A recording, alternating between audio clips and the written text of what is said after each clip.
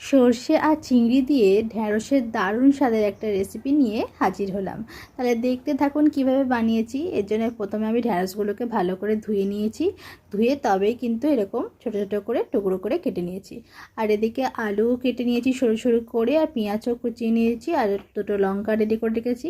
আর চিংড়ি মাছগুলোও আমি ভালো করে ধুয়ে ওখানে নুন হলুদ মাখিয়ে রেখেছি। তারপর এরকম সর্ষের তেল গরম করে চিংড়িগুলোকে ভেজে নিলাম। তারপর ওই তেলের মধ্যেই আমি আর একটু তেল দিয়ে তাতে আমি পেঁয়াজ কুচিগুলো ভালো করে ভেজে নিলাম। তারপরে দিয়ে দিলাম সরু করে কেটে রাখা আলু আর লঙ্কাগুলো, সবটাই ভালো করে ভাজবো।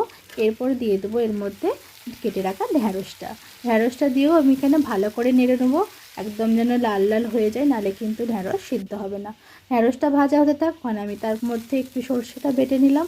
সর্ষেটা কিন্তু মিক্সিতে বাটলে অবশ্যই কিন্তু ফার্স্টে গুঁড়ো করে নেবেন, তারপরে জল দিয়ে পেস্ট বানিয়ে দেবেন। আর শিলে বাটলে তো কথাই নেই, একবারে বেটে নিন।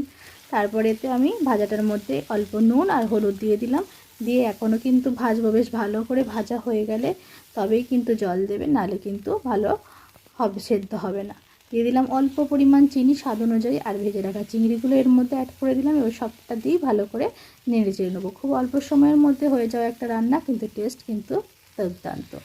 এরপর ভাজা হয়ে গেছে, আমি তার জল দেওয়ার কিছুক্ষণ আগে দিয়ে দিলাম সর্ষেটাকে দিয়ে হালকা নেড়ে চেড়ে নিয়ে আমি এর মধ্যে দিয়ে দেবো পরিমাণ মতো জল।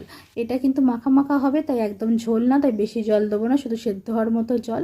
দেখুন আমার এখানে রান্নাটা হয়ে গিয়েছে, একদম সেদ্ধ হয়ে গেছে সবটা, জলও কমে এসেছে। এবার খালি যদি খুব জল মনে হয় অল্প একদম জলটা রসটা মেরে আর নিলে কিন্তু রান্নাটা এখানে রেডি।